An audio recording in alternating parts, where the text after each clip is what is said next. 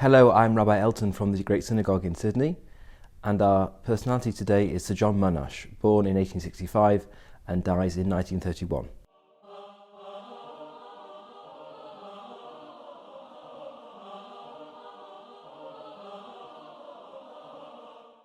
If we were to hold a poll of the greatest Australian Jew, I imagine that Sir John Monash would win by a country mile.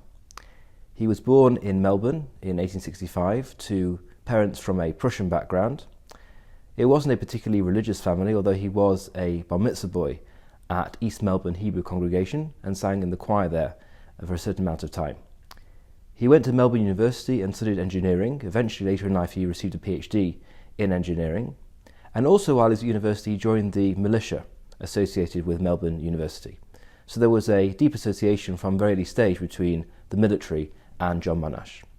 He then became a very successful and very prosperous businessman, the sort who was able to take luxury holidays to Europe and enjoy the sights of the whole world based on his flourishing engineering business here in Australia. In 1914, at the outbreak of war, Monash joined the army full-time, and in 1915 he was sent to Gallipoli, where he was one of the commanders in the battles in the Dardanelles.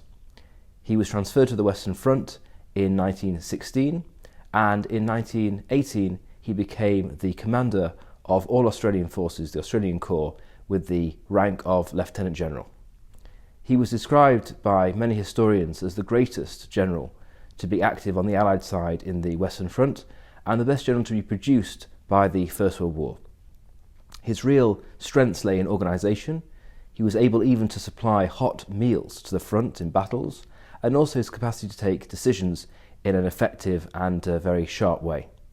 He had his opponents. Some thought that his Prussian background made him suspicious as a potential traitor, and the leading war correspondent, Charles Bean, was very active in trying to damage Monash's career and his reputation.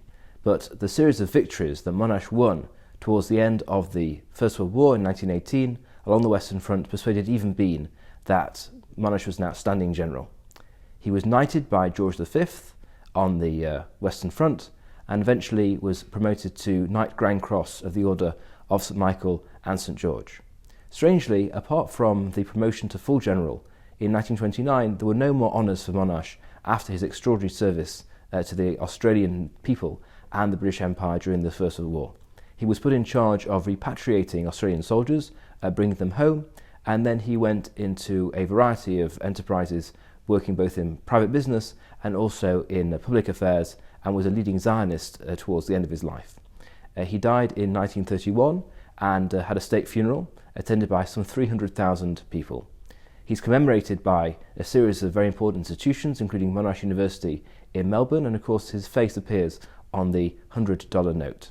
Australia is the only place in the world other than Israel where a Jew has been the head of its armed forces, and that is a distinction which we owe to Sir John Monash. Thanks for joining.